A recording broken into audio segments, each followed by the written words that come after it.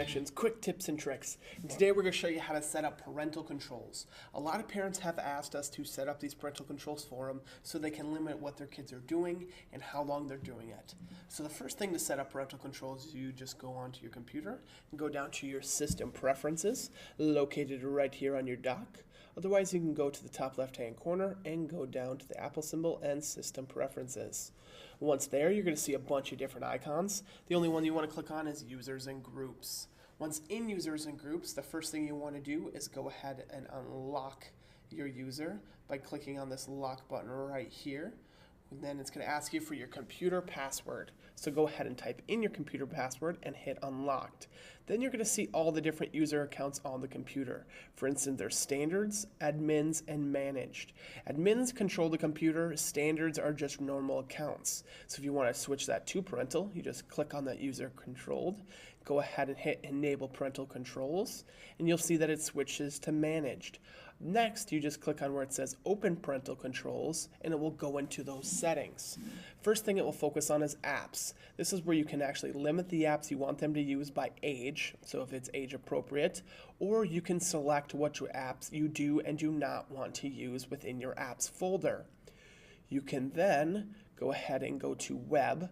This is a feature a lot of people like, where you can actually customize, and edit what sites you want them to go to.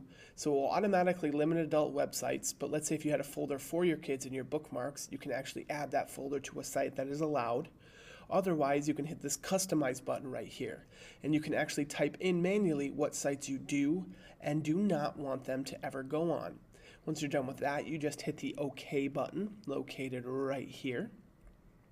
Once you do that, you'll see the next spot that says People.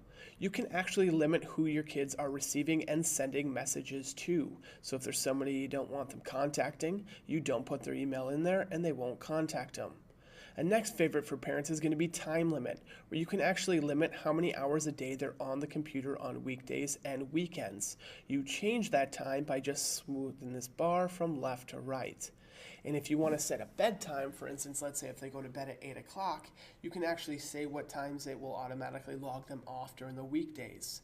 And let's say on the weekends, you want them to have a few more hours, you just hit the buttons up and down to change those times. The next feature is going to be Others.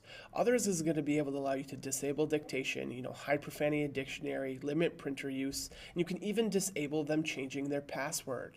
Once you do that, you can just go ahead and click the lock button right here again, and it will save those parental controls.